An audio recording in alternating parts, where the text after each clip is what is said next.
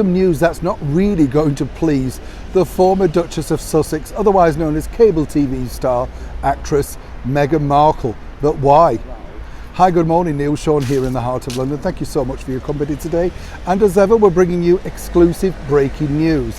It's interesting, isn't it, when you look at Meghan, because, you know, we often sort of, I'm terrible. I get the giggles when I look at some of the projects that she's done, you know, the 40 by 40, all that sort of stuff. That went out the window quick, didn't it? I wondered why she never asked Ellen, did you take part in my 40 times 40? That would have been an interesting answer, don't you think? But it's interesting also to note that The Bench, that book, of course, that she wrote, inspired by seeing Prince Harry doing something with the chickens, can't remember what, lost interest. Well, that was sort of launched with a massive fanfare, huge budget attached, and also a huge advance. And we all now know that the book didn't particularly sell well around the world. Of course, it got on the New York Times bestseller list. We'll just park that there, shall we? But it does appear that the Duchess really was, well, shall we say, spiked by someone very close to her with even better book sales. This, though, will not please the former actress in Meghan Markle. Now, around the same time, I don't know if you remember this, but one of my favourite royals, as you all know, is Fergie. Affectionately known as Fergie, of course, the Duchess of York. Look, put aside everything that, is going on in her private life, she is, as I say, great fun. And she did start that wonderful YouTube channel for free, teaching children to read and reading stories and dressing up and getting guest people to come on. I thought that was really sweet to do in lockdown, particularly for parents who are struggling with kids inside. It can't have been easy. Right, parents, I'm sure. But now, as we know, she released her book earlier this year, The Heart of a Compass. Now, that kind of got some, well, relatively bad reviews, but also some positive reviews too.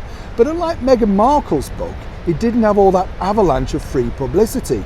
But guess what? Now Fergie, Duchess of York, can rightly say that she's outsold the Duchess of Sussex. Now, I'm thrilled for her because, I don't know if you know this, but the book could possibly be also turned into one of those TV mini dramas, which I think would work really well on one of those Sunday night slots, that normally go into Downton Abbey and Victoria and those sort of things, Now, for Meghan Markle, of course, and I'm not taking any pride in this or being cruel or anything, the sales have basically slumped. We told you about that a couple of days ago. Even with all the free PR from Ellen, people are just not picking up the book.